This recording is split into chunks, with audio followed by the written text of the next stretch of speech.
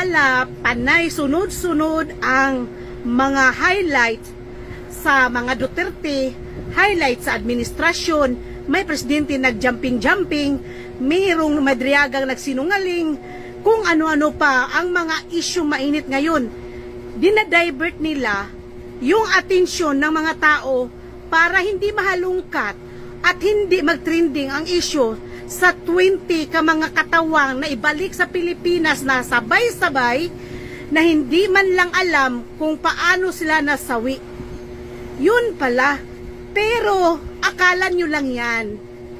Hindi magiging bulag ang mga Pilipino para tukuyin kung ano ang dahilan ng mga Pilipinong itong OFW na galing Kuwait na umuwi ng sabay-sabay na wala ng buhay.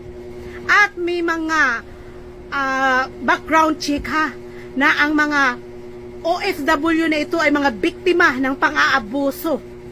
Kaya pala, panay ang intriga, panay ang mga issue ngayon para matabunan pala itong issue ng mga OFW na 20. Isipin nyo, buong history, ngayon lang nangyari na isang presidente sa Pilipinas na may mga dumating na 20 na mga katawan ng mga OFW na hindi pa ipinaalam kung ano ang sanhi ng kanilang pagkasawi. At nung namang nagsaliksik tayo, ito daw, di umano, ay biktima ng mga pang-aabuso na hindi man lang binigyan ng mga hustesya. OMG mga kababayan, nakakagulantang po itong balita na dapat binalita po ng ating reporter na Pangulo.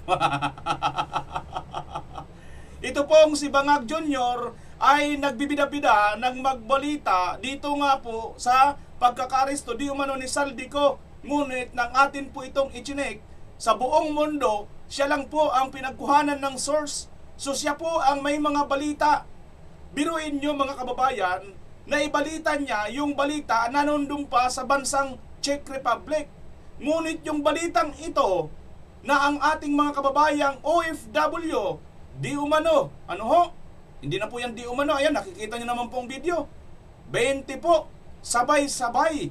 For the first time in history natin. Ganito po, katindi itong administrasyon na wala pong pakialam. Hindi po ipinaalam sa taong bayan kung ano po ang nangyari.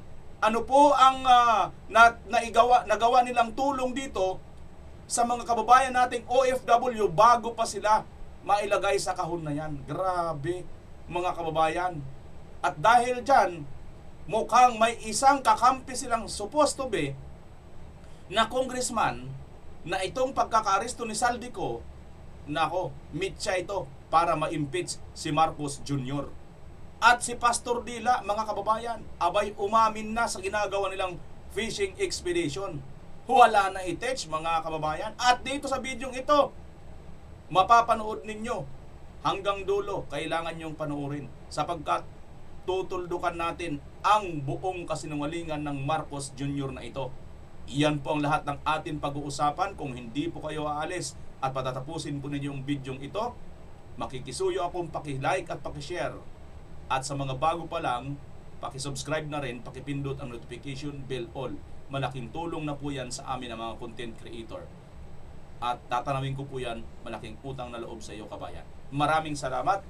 Tuloy na po tayo sa detalye ng ating pag-uusapan. Ito po, ano ho? Ito daw po mga kababayan na pagkakaaresto kay Saldico ay maaaring maging mitsa ng pagka-impeach ni Marcos dito. At ang matindi pa nito ay supposed to be kaalyado ni Marcos itong mga nagsabi na mga ikaka-impeach si Marcos pa itong pagkakaaresto kay Saldico. We now go over to the House of Representatives where several lawmakers believe that the successful apprehension of Zaldico is just the tip of the iceberg. Some groups also believe that alongside Ko, several higher officials should be held accountable, including the president. Kumuha tayo ng ulat mula sa Kamara. Si Isaiah Mirafuentes ang nagbabantay doon. Isaiah, ano ang latest? Yes, May, si PBBM nga mismo nga nag-anunsyo kagabi na naaresto na ang dating mambabatas na si Zaldico. Subalit mukhang si Pangulong Marcos naman raw ang magiging dehado rito. Ayon kay ACT Teachers Party List Representative Antonio Tino, delikado sa impeachment si PBBM dahil raw sa pagkakaresto kay Zaldico. Ang mga magiging pahayag raw niko ay magagamit para ma-impeach si President Bongbong Marcos. Ito raw ay sakaling sabihin lahat niko ang kanyang mga nalalaman kaugnay sa mga anomalya. At kung matapos ng 1 year Alam nyo mga kababayan, napakaliwanag po yan na sinasabi ni Zaldico noon at mayroon po siyang mga ebidensya. May mga blueprint po, mayroon pong black and white. Ayan po mga papel na binabasa niya at pwede po yan ma-check. Nako po, kaya sure win po dito na impeachment po ito si Marcos Jr. pagkatapos nitong 1 year bar. sa impeachment ay posibleng ang mga pahayag niko ang magdiin raw kay Pangulong Marcos. Matatanda ang makailang beses na banggit ni Zaldico na si PBBM ang isa sa mga utak ng korupsyon sa bansa. Ayon naman kay mamamayang Liberal Party List Representative Laila de Lima, panahon na para harapin niko ang mga kaso niya at kailangan rin raw panumpaan niko sa tamang forum ang kanyang mga aligasyon sa mga sangkot sa anomalya sa pamahalaan. Samantala, May, sinigundahan rin ito ng grupong Makabayan. Anila, hindi pwedeng si Zaldico lang ang malalagot. Dapat maging ang ilang matataas na opisyal rin ng gobyerno at kabilang na nga rito ang Pangulo. Back to you, Ma. Isaiah, nakarinig din tayo ng report mula kay Laila de Lima, Representative de Lima, na she's calling for simultaneous investigations dahil dito sa pagkakaaresto ni Zaldico. May alam ka ba ano pa ang sinabi niya hinggil dito? May regarding that, patuloy pa natin inaalam yung informasyon patungkol dyan. Ang sinasabi lang niya sa kanyang pahayag kanina, dapat lahat mananagot, dapat hindi lang pili ang mananagot, even yung mga matataas na opisyal, even yung mga mambabatas dito na sinasabing ang sangkot rin sa anomalya ay dapat ring managot sa flood control anomalies and even sa budget anomalies. May panawagan din siya tungkol sa pagfa-fast track ng deportation ni Zaldico. Nahimay ba dyan? May mga reaksyon ba dyan kung ano ang mga paraan to fast track his deportation? As of now, May, sinasabi ng mga mambabatas dito, dapat lang mapabilis ang pagpapabalik kay Zaldico. Dapat pagdating niya dito, dapat panumpaan niya yung mga sinasabi niya noon sa kanyang mga pinapost na video online. Sa proper forum, dapat panusabihin niya ito para masimulan na agad yung investigasyon. At ginikit din kanina ni De Lima base sa kanyang pahayag na kagaya ng ilang mga iniimbestigahan dito, kabilang impeachment ni VP Sara at ang krisis na nararanasan ng bansa, kailangan din raw isabay ang anomalya sa budget. May. Nai-excite na ako dito mga kababayan sa pagbabalik ni Zaldico. If ever man, kailangan po natin puntahan ito.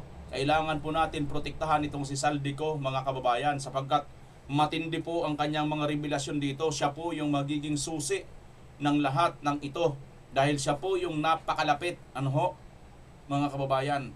At pagka ito si Zaldico mangyari po ay bumaliktad ito na katulad ng sinasabi nila na si Sergeant Gutesa ay bumaliktad na, hindi na po sila magiging credible at makikita po yan ng taong bayan.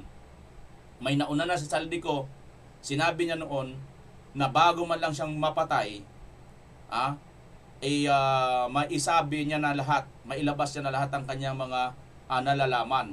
Ngayon nailabas niya na, so pag napatay siya, ibig sabihin mga kababayan, nailabas niya ng katotohanan at kung sino man ang kanyang mga itinuro, andyan na po yan. Nakakalat na po yan sa lahat po, mainstream media, social media. Babalikan na lang po natin yan. At may linabas po siya mga ebidensya.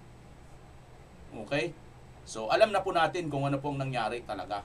Kung sino po talaga ang totoong may kasalanan, mga kababayan. Di ba? Sige. At eto na. Nasaan na ba yun tayo? Insilingit ko lang po yan na ayan nga itong si BBM ay malaki ang chance na po pwedeng ma-impeach. At ito naman mga kababayan, nakakagulat ito kasi nga, 'di ba? Itong sila Kongreso ay tinatanggi nila na hindi daw ito fishing expedition, pero nilaglag sila rito ng Abante, ayan Pastor Abante umaming naghahanap lang ng ebidensya. Hindi kami naroon para hatulan siya o sabihin siya ay may sala. Naroon kami upang maghanap ng ebidensya. Maliwanag sa sikat ng araw, mga kababayan, na talagang umamin si Abante na sila ay naghahanap lang ng ebidensya. Fishing expedition. Hindi po sila talaga naroon para para gampanan ng ilang trabaho, kundi hanapan po ng ebidensya si BP Sara. Fishing expedition. Mali po yun, so nilaglag na naman kayo ni Abante. Di ba, mga kababayan? Pero balikan lang natin ito. Ito nga ang post ni Dr. Lorraine, mga kababayan, ay nakakagulat ito. Kasi 20 of our countrymen came home in coffins na, no? Not one word from Bangag, not a whisper from mainstream media. Di ba? Nakakainis, nakakagalit, nakakabuisit, mga kababayan. Kung turingan natin ang ating mga kababayang OFW ay mga buhay na bayani. Pero ito ngayon, hindi na po buhay na bayani. Literal po, mga kababayan, na nakakahon na bayani na po ito. No? Ngunit ito pong ating napakabilis na reporter na hindi man siya doon, taga doon sa Czech Republic, nakuha niyang mag-report dito kay Saldico na nakauwi na. Ay, na aresto na. Samantalang itong kanyang mga kababayan, itong mga 20 na OFW na mga bayani, bumubuhay ng economy ng ating bansa para mayroon silang manakaw. Ito yung ito ngayon, mga kababayan, ang wala siyang pakialam dito. Hindi niya ito binigyan ng espasyo sa kanyang reporting. Total, mahilig din naman siya mag-report. Ayan po, literal po ito, 20 kahon, no? Wala man lang sa atin nakaalam. Sana itong mga pamilya nitong mga ito, magsalita rin sila, no? Sabagay, una, condolence muna. Pero sa tingin ko, dapat kayo magsalita kung ano ba talagang nangyari. Ano bang nakuha ninyong tulong dito sa ating gobyerno? Grabe naman ito. Kaya pala si BBM, mga kababayan, wala pang pakialam sa mga OFW. Ang pakialam lang nito, pag nagsabi ang mga OFW na hindi sila magre-remit, talagang doon siya nakikialam eh. Pero ito, 20 po ito. First time po yan sa history ng Pilipinas. Sige nga, mga kababayan, kung mayroon na bang ganito karaming mga OFW na umuwi sa ating bansa na ganito ang nangyari? Sana hindi ito itag ni YouTube na Panoorin nyo muna itong detalye ng balita na ito, mga kababayan.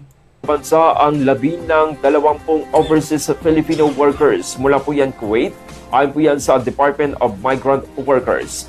Ayon sa DMW, pumanaw ang mga ito dahil sa iba't ibang karamdaman, ngunit hindi na binanggit pa ng ahensya kung ano ang mga sakit.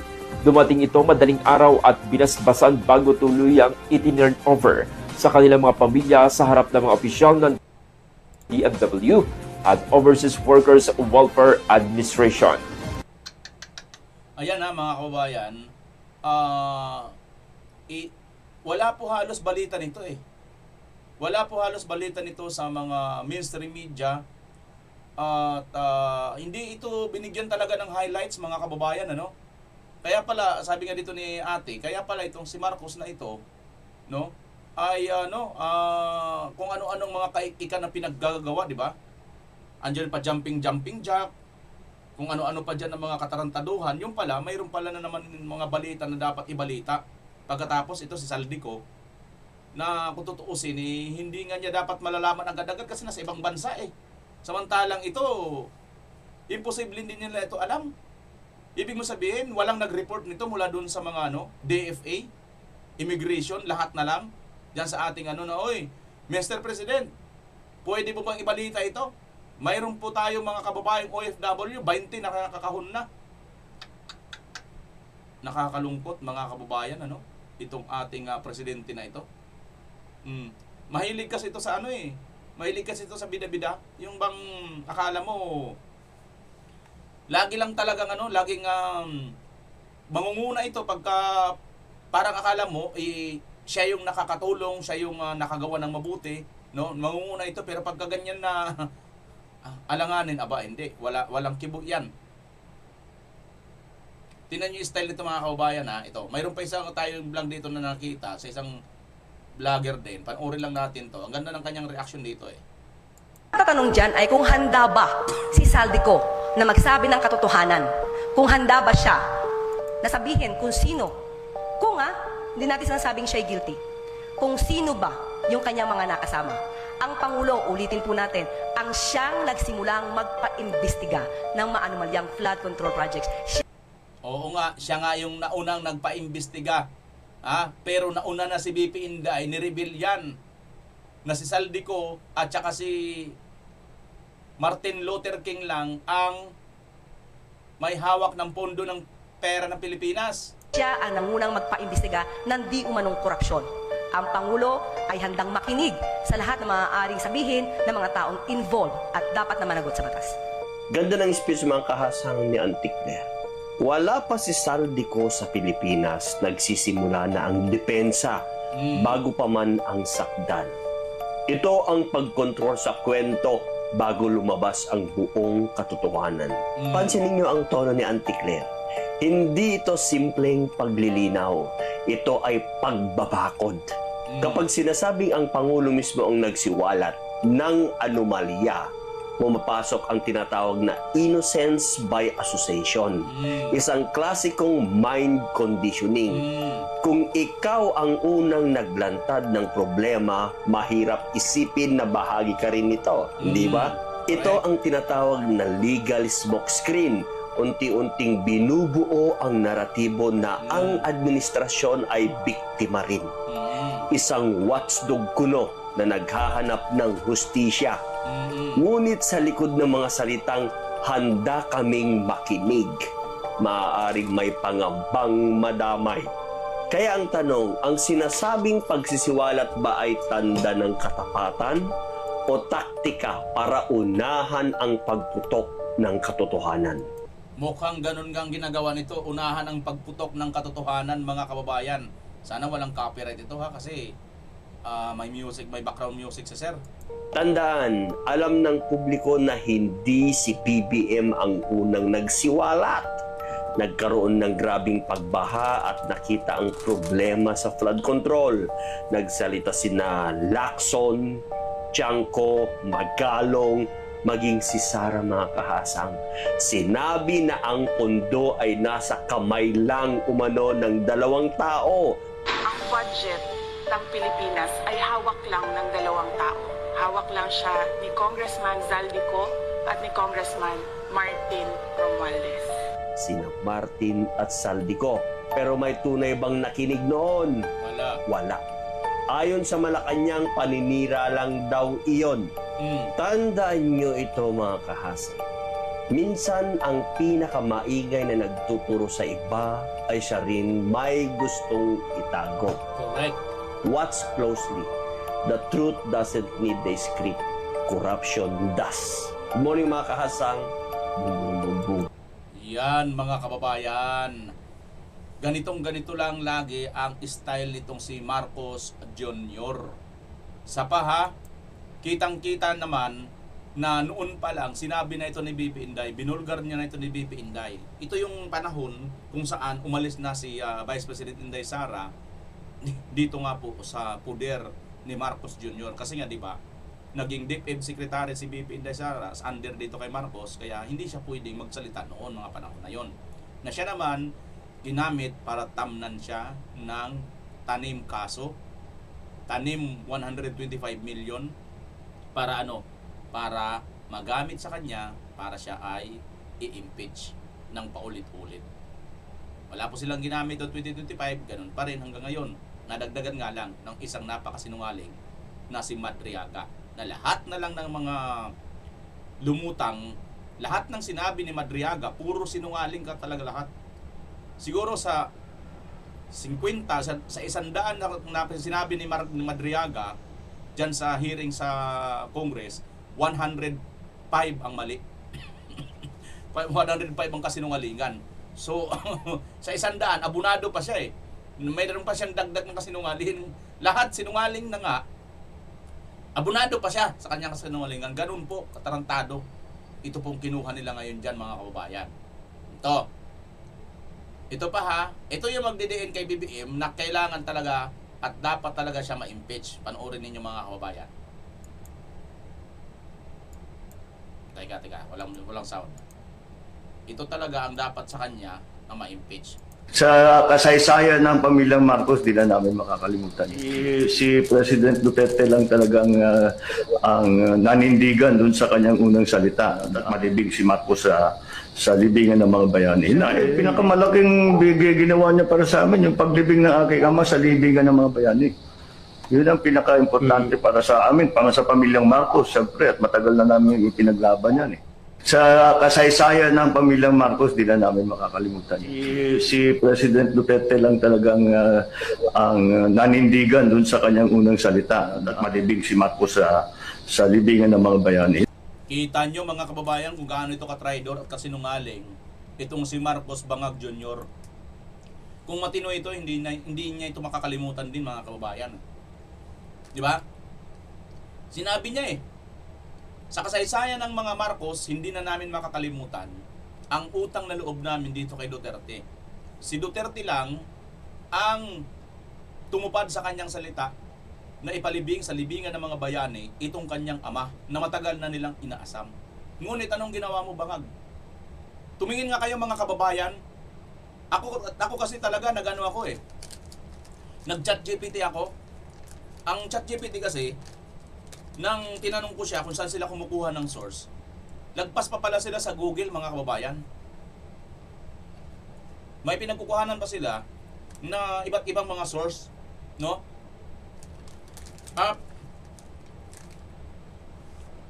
Tinanong ko kung mayroon na ba isang Filipino citizen na hinuli dito sa Pilipinas ng Interpol at dinala sa ibang bansa nang wala pang 24 hours.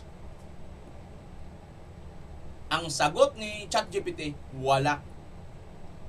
Ang kanya lang minensyon, yung nangyari kay Mark Jimenez.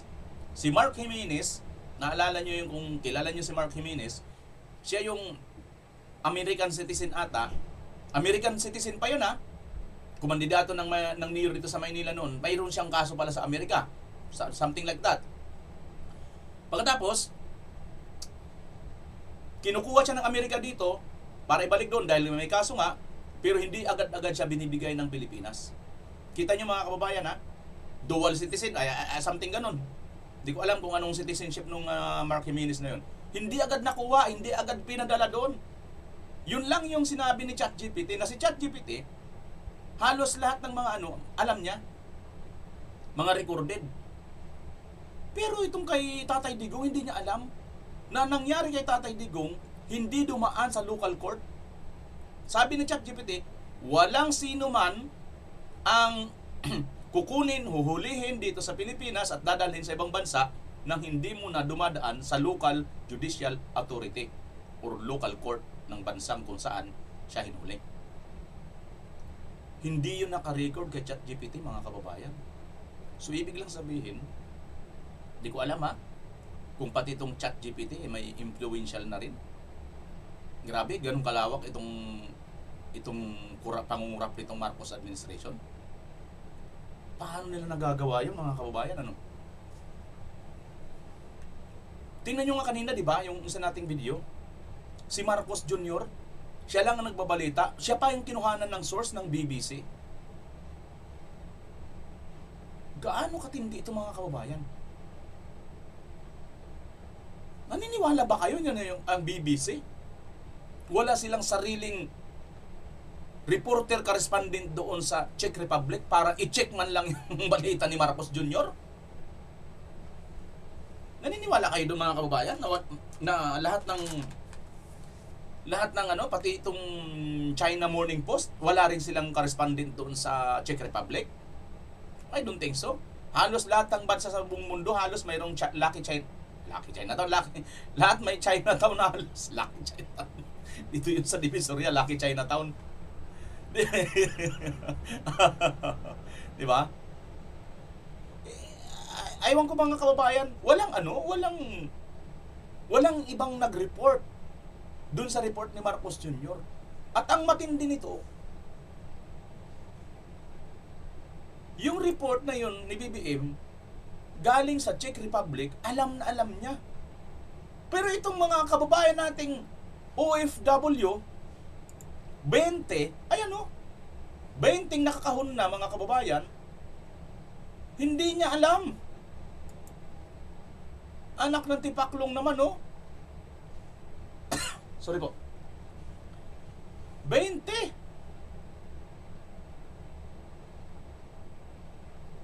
Hindi niya alam yan. Hindi niya ni-report. Si Saldico, Pilipino pa ba? O kung hindi na siya Pilipino, bakit may pakialam pa siya? Ito mga kababayang OFW ang patunay na itong si Marcos Jr. wala pong malasakit sa mga OFW. Kaya kayong OFW sa buong mundo, mag-isip-isip na kayo kung sinong susuportahan ni Marcos sa 2028 election. Huwag niyong iboto kung ayaw niyong magaya kayo dito sa mga kababayan nating 20 OFW na nakakahon na wala man lang pakialam, walang keber itong Marcos administration na ito, na dapat lang talaga ma-impeach ayon dito sa kanilang kakampi mga kababayan. Kung bubuto pa kayo dyan sa mga kakampi ni BBM, abay, nasa sa inyo na lang yan mga kababayan. Pero ayan na mga ebidensya. Nakikita na natin. Di ba? Oh. Mayroon pa tayo.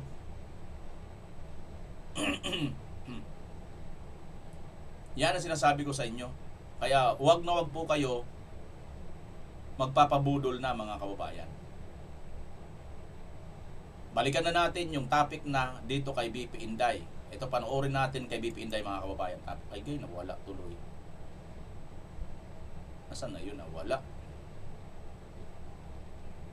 Teka lang guys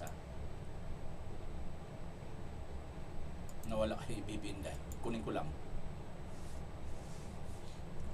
Wag na kayo mga kababayan magpapabudol.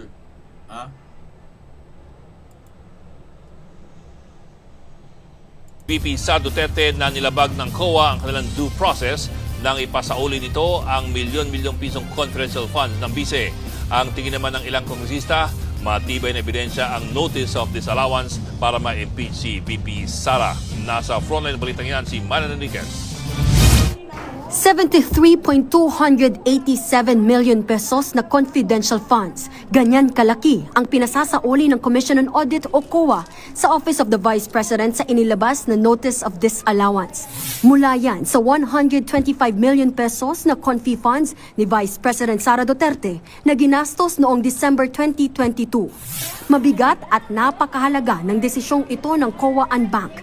Hindi na pwedeng idahilan ng OVP na pending pa sa COA kung tama ba o hindi ang paggamit nila ng confidential funds noong 2022. Ibig sabihin, sarado na ang usaping ito. Pero ayon sa kaalyado ng bise na si Attorney Salvador Panelo, posible pa itong iakyat ng kampo ni VP Sara sa Korte Suprema. Kung meron sa feeling nila may abuso, there's a grave abuse of discretion, they will go to the higher courts to question the resolution. Sa 22 pahinang desisyon ng Anbank, bigo raw ang opisina ni VP Sara na isumite ang mga kailangang justification o clarification para sa kanilang confidential expenses. Wala raw na ipakita ang OVP na patunay na naging matagumpay ang kanilang confidential operations. Kung hihimayin, lumalabas na 69.7 million pesos ang ginamit ng bise para sa payment of rewards na hinati-hati sa cash, various goods at medicines. Nauna nang umapila ang kampo ng bise na mayroon namang general statement sa kanilang accomplishment report na nagsasabing 100% na naipatupad ang mga aktibidad ng walang untoward security-related incident. Pero nanindigan ang COA na hindi ito sapat. Hindi kasi nilahad ng kampo ng bise ang mga detalye o breakdown ng confidential expenses at salaysay ng tagumpay na information gathering o surveillance activities. Wala rin daw anumang bahid na para ito sa national security, kaya hindi maituturing na confidential in nature. Kaya pati ang mga biniling mesa, upuan, desktop computers at printers na nagkakahalaga ng 3.5 million pesos dinisalaw din ng COA. Wala kasing official receipts o sales invoice na isinumite ang OVP, kundi pawang acknowledgement receipts lamang. Bukod kay VP Sara, pinangalanan din ng COA na responsable sa Notice of Disallowance sina Special Disbursing Officer Gina Acosta at Chief Accountant Julieta Villa del Rey. Una nang giniit ng kampo ni VP Sara sa nauna nilang petisyon na nilabag daw ng COA ang kanilang karapatan sa due process matapos ilabas ang Notice of Disallowance nang hindi muna nagbibigay ng Audit Observation Memorandum sa OVP. Pero itinanggihan ng COA at nilinaw na hindi naman daw ito kailangan para... Kita nyo mga kababayan kung paano po gipitin dito si VP Inday Sara. Ganito po sila kahigpit pagdating po sa mga Duterte, sa mga kalyado ng mga Duterte. Pero bakit hindi ganito pagdating po sa mga kaalyado ng mga bangag, mga kababayan? Simple lang ang paliwanag, kayo nang sumunod. Para bigyan sila ng Notice of Disallowance. Depensa pa ng COA, nagbigay sila ng sapat na panahon para tumugon dito si VP Sara bago ito maging final. Ayon naman kay House Committee on Public Accounts Chairman at Bicol Saro Party List Representative Terry Ridon, I think as far as the House is concerned, it will basically rise to a level of an impeachable offense, no? Particularly betrayal of public trust. No? Naniniwala rin si House Committee on Good Government and Public Accountability Chairperson Joel Chua na kahit pa hindi isama ang testimonya ng dati umanong aide at bagman ni VP Sara na si Ramil Madriaga, tatayo pa rin daw. Kaya ayaw nyo na isama kasi ganito ng mga kababayan, nagkakabukingan na. Ito, panoorin nyo ito ha. Kaya ayaw na nila isama yan, yung testimonya ni Madriaga kasi nagkakabukingan na. Ito po ang video, panoorin ninyo mga kababayan. Tanggalan lang natin ang sound. Copyright. Ayan o mga kababayan. Sandali ha. Tundan lang natin. Kasi medyo We arrived at Nomo Basyo around 12 midnight. I went inside the establishment with Arman who was carrying the second bag. Sabi ni Madriaga. I immediately saw Attorney Monsayak in the middle of the place with a woman and several men.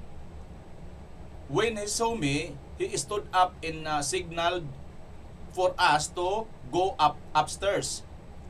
We then proceed to the stairs leading to the second floor. Sabi ni Madriaga. Ito po, post po ito mismo ng Nomo Basyo mga kababayan ha.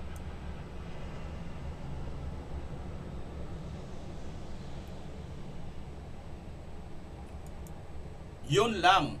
Noong gabing yun, December 20, 2022, may ganap sa Nomo hanggang madaling araw. Nakabok buong Nomo para sa Christmas party. Paktay kadiha. Kaya pala mga kababayan, sasabihin dito, asa na yun? Ano sabi dito nitong mga gonggong na mga congressman na mga kababayan? Ano sabi nito ni Chihuahua? Testimonya ng dati umanong aide at bagman ni VP Sara na si Ramil Madriaga. Tatayo pa rin daw ang impeachment complaints laban sa bise, lalo't sa findings ng...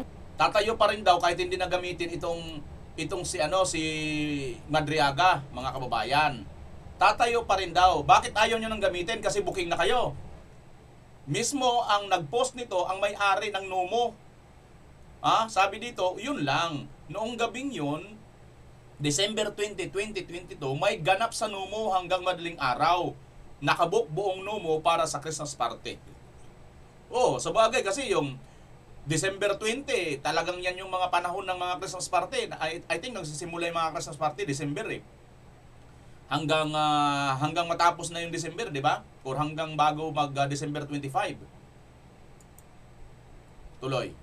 Tapos, sino bubo maniniwala na may magdadala ng 30 to 35 million confidential funds kuno sa public place na exclusively book para sa Christmas party at may 40 to 50 na taong di nila kilala. Sinong bobo na maniniwala na may magdadala ng 30 to 35 million confidential funds kuno sa public place na exclusively book para sa Christmas party at may 40 to 50 na kataong di nila kilala? Sino bang bobo, mga kababayan? Oh. Tuloy natin. Siksikan, dami tao at sa gitna ng party nila may biglang papasok na di nila kilala o katrabaho at may dalang malaking bag ng pera? Oo nga naman, ano? Halimbawa, Christmas party ninyo ito ngayon, kayong magkaka-empleyado, di ba? Nakabook kayo sa Numo ngayon. So, niisip niyo lahat ng mga nandoon ngayon papasok, aakyat doon, kilala nyo lahat. Kasi nga, kung occupied nyo yung buong buong restaurant, di ba? Gaano ba kalaki ito, mga kababayan? Okay, tuloy. Ayan. Ito pala yung Numo. Yan, kung may sounds na ba, tingnan natin. Ayan pala ang Numo. Numo, Tomas Morato, December 20, 11 p.m. onwards, Christmas party. Oh, ayan palang Numo.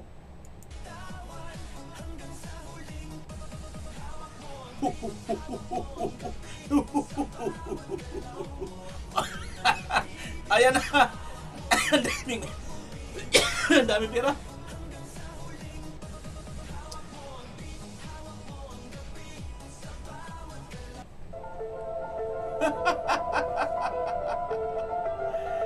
Yan pala, mga kababayan, hawak pala nila ang bet. O sino maniniwala sa iyo? Hoy, bugok. Ha? Booking ka na, kaya ayaw nang gamitin kasi nabubuking, mga kababayan. Ayan, no? O, sabi ng may-ari ng Numo, yun lang, noong gabing yun, December 20, 2022, may ganap sa Numo hanggang madaling araw. Wow! Wow! Oh, pasok! Sabi ng mga kabataan, ano? Hawak natin ang beat. Iyan, oh! Hawak mo ang beat, hawak mo ang beat sa bawat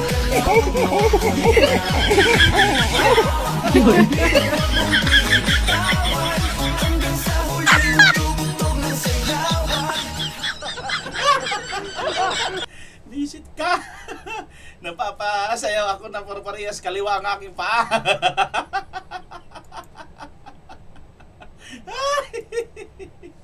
Sayang ang wrinkles. Ayaw, Kol! Mata pa ko, Kol! Visit ka talaga. Tago ka na lang ng wanted mong asawa eh. Pinagyayabang mo pa. Eto, mga kababayan, no? Ito na yon. May mga katanungan dito. Sabi ni Luminous by Trixie Cruz Angeles and Amid Pangilinan, sabi niya, ang posibleng nangyari, ano ang posibleng nangyari? Hindi nag-file si SG Leone ng SALN, ang may kasalanan si Duterte? May dumukot ng SALN, ang dumukot si Duterte? Ang katibayan ay piki, si Duterte ang nagpagawa ng piki na katibayan sa rekto. Hindi si Ralph na asawa ni Vilma. Sinunog ni Boyeng ang SALN. Si Duterte ang nagbigay ng posporo para sunugin. Nahack ang computer ng ombudsman. Si Duterte ang nag-hack gamit ang computer ng ICC. Ay. Hanggang 10 taon lang pala taguin ang SALN sa opisina ng ombudsman, kaya pala walang makitang SALN ni SG Leonin. Charlie at Terry Ridon, ano na? Si Charlie at Terry Ridon, mga kababayan, mayroon na naman silang pautot, di ba? Yung ating napost na kanina, na itong si Marvic Leonin ay mukhang binabalaan na ni Kokey na sampahan, mga kababayan, ng impeachment. Di ba? Bakit hindi nyo na ito ipa-impeach? Tingnan nyo ito mga kababayan. May latest picture po. Si Mr. Reporter natin. Pakita ko sa inyo ha. Ayun o. Sa tingin nyo mga kababayan. Malapit-lapit naman. Ano sa tingin nyo dyan? May bulaklak na yan. Kulang na lang ng bulak. Sorry. Hindi, joke lang. Pero tingnan nyo mga kababayan, no? Ito pala yung... Walang filter to. Lapitan nyo nga kunti. I-zoom in nyo nga. Computer ba o kung anong gamit nyo dyan. Laptop o kaya cellphone. I-zoom in nyo nga mga kababayan. Tingnan nyo ha. Tingnan nyo yung ngipin nyo. Naano tuloy ako sa ngipin ko. Bago nagtutbas na ba ako?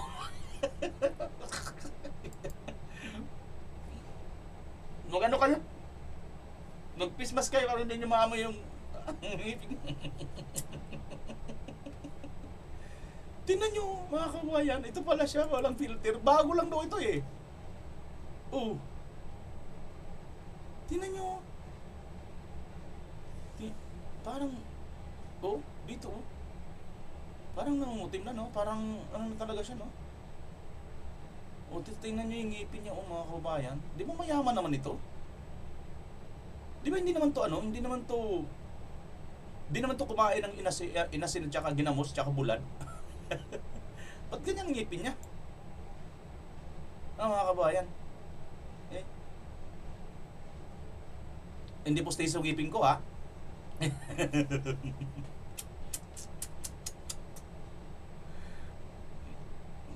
Wala pang postiso sa ngipin ko ha.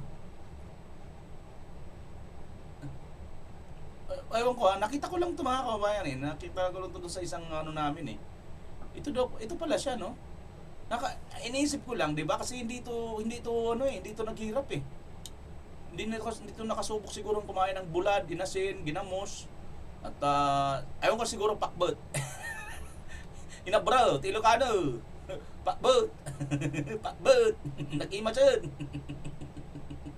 Pakbot na bot. Ay ambot kanimo BMR. Injak mo watan, sabi naman ng Ilocano, sabi ng Bisaya, naglibog ko nimo BMR. Naglibog.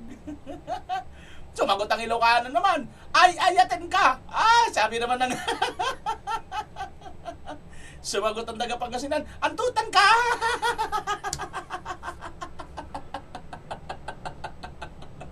Nabuisit na yun. Nabuisit na sila, hindi na nila maintindihan ko.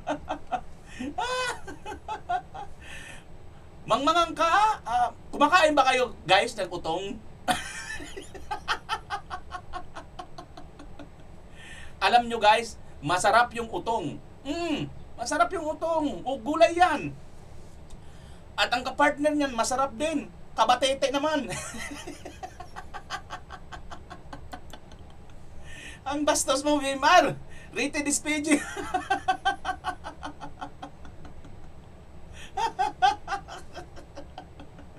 Hindi.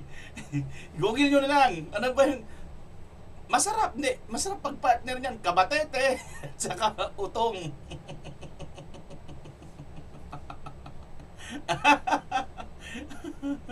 Naglibog ko kayo kanimo, Weimar.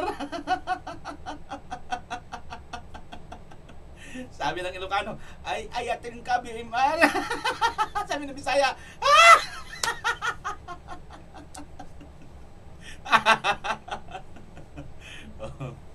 sa mga nabubuisit dyan, sige, aralin niyo muna salitang Bisaya, Ilocano, Waray. Pangasinan. Antutan, Weimar. Antutan.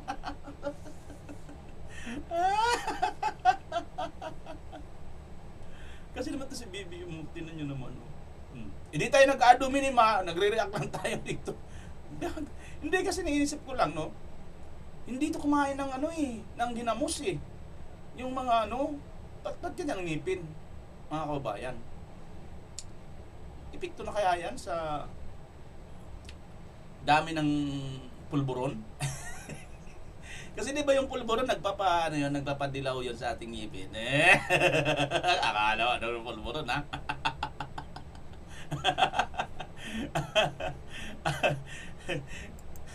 Punta na nga tayo dito mga kabayan sa ano. Shout out. Baka kung ano pang isipin niyo diyan, shout out na muna sa mga nakarating dito sa dulo. Natapos na pala ang ating topic. Pinakita ko lang, sinir ko lang sa inyo. Yan ang latest ni Marcos Jr. Gusto niyo ba yan? Ayan. Shout out dito mga kabayan. Asa na? Hello VMR. Ayan, sabi natin Charilo. Bakit sir pa ang tawag natin po? Sabi ni Renato Robles. Ano yun? Bakit sir pa ang tawag natin po? Ano yun sir? Bakit sir pa ang tawag natin? Tungkol saan? Bakit matinding Tidpilon Chihuahua na booking? Doon kay Chihuahua siya nag ano, hindi ko ano sir. Lagyan mo sir, sunod sir comment mo kung ano yung tinatanong mo para maintindihan ko, maano natin. Sagot natin. Tama yan ang ayuda, hindi solusyon ng paghihirap, pagtatakip lamang sa mga nagnanakaw ng kaban ng bayan.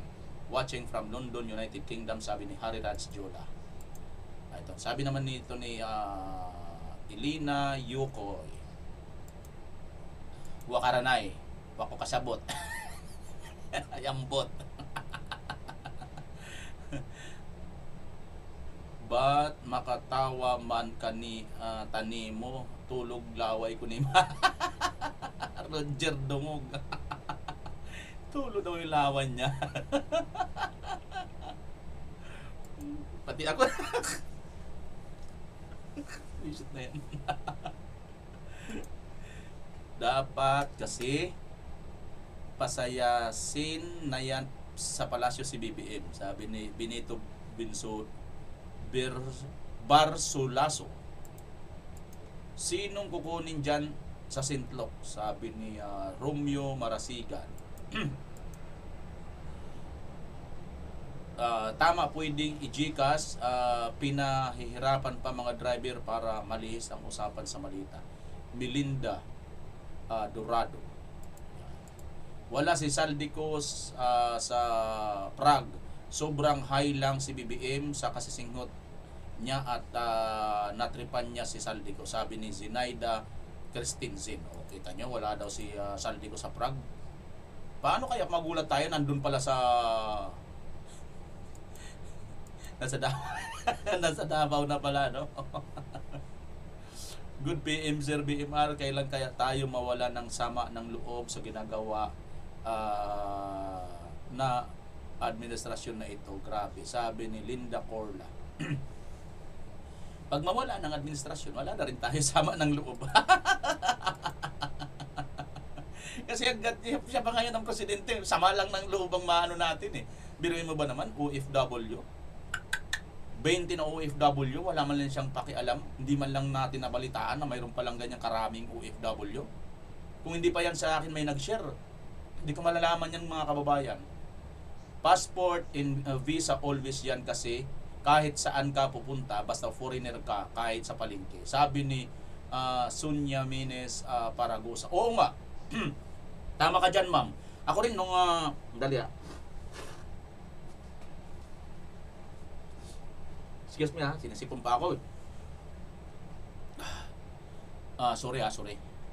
Totoo yan kasi ako nung nasa abroad, kahit saan, dala-dala ko lagi ang passport mo kahit sa palengke lang. Nasaan ang Pangulo? Sabi ni Florecita Rafael. Ito siya. Ito yung Pangulo kanina, nakita mo na. Yung naka sa kotse, may bulaklak. Hindi bulak sa ilong, may bulaklak siyang dala. Grabe ka buton talaga si BBM, sabi ni Clemente de los Reyes Jr. Butot yun. Ikulong ang mga kurakot kasama si BBM, sabi ni Felix Putiel. Sabi naman, sana nga po patunayan ni Lacson, imbestigahan mo para panagutin ang lahat ng mga kabataan sa gobyerno, sabi ni Pauman. Maayong gabi BMR, wow, mapadrag test nagyud na si BBM. Kana maunay maayo aron madisiplinahan si BBM ang pasangil ng bangag siya kay kung dili siya magpa-drug test murag tinuod nga bangag siya, sabi ni Bubas Binsulan. Correct. Nagpapaniwala kasi kayo kung adik bangag na wala namang matino ang pag-iisip, sabi ni Luningning Hadulco. Kaya nga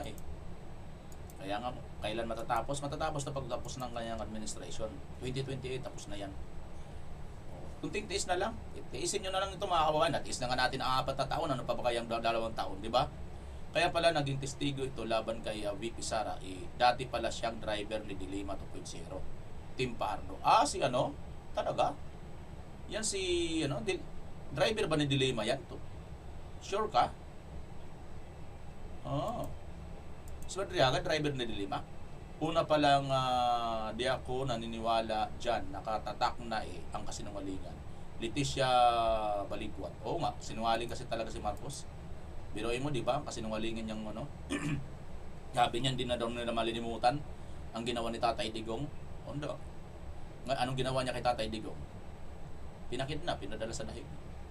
Josephine Maglinaw de Leon.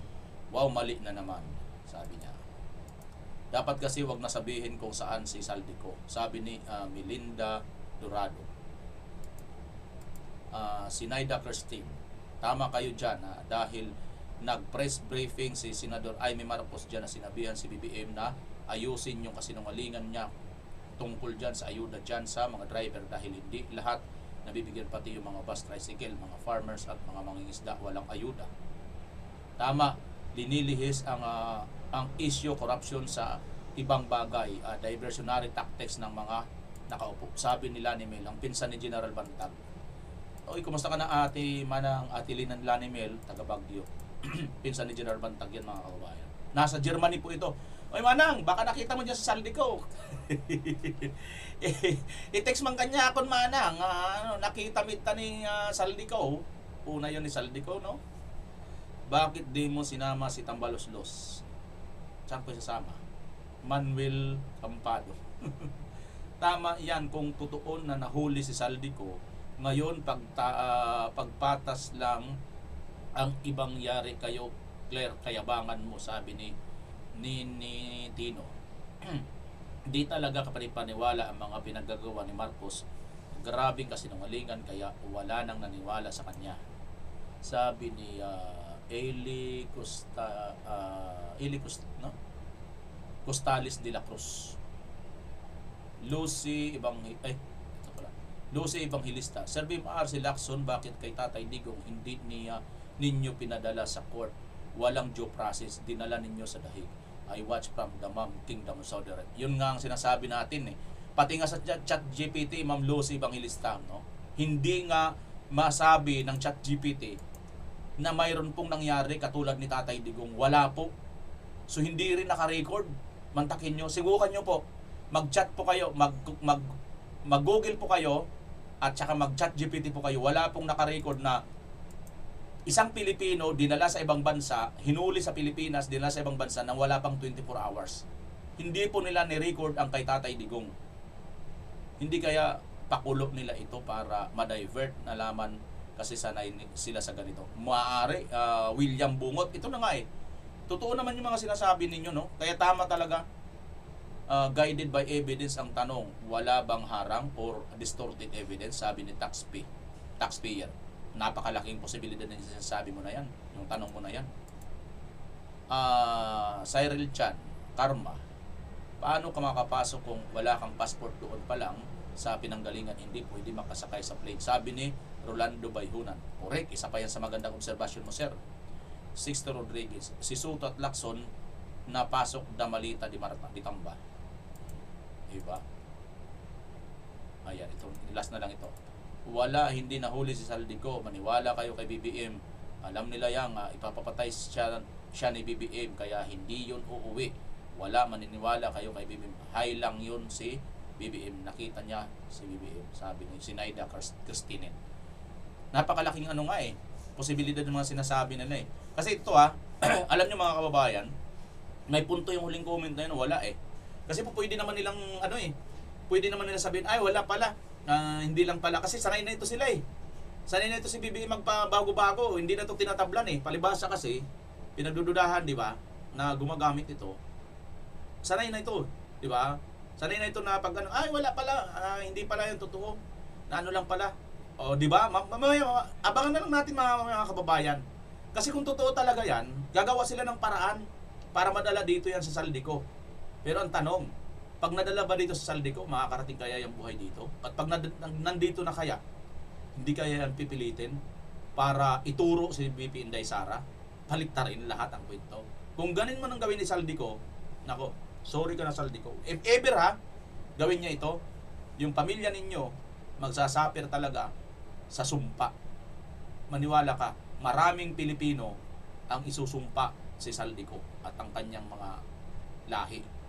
Kasi nagsalita na siya ng ano di ba? Nagbinulgar niya na, sinabi niya bago siya mapatay. Bago siya ipapatay. So ibig sabihin, pagka magbaliktad siya, wala na. Kaya siya na bumaliktad, isa na lang ibig sabihin nun. Natakot siyang ipapatay. Puro patayin. Okay? Yan po mga kababayan ang ating nagawang reaction video. Kung ano po nyo masasabi, wag po kayo mahiya. Pakicomment nyo po dyan sa baba. At kung gusto nyo magpa-shoutout, pakilagyan na rin inyong lugar. Maraming salamat, Pilipinas. As always, bye-bye!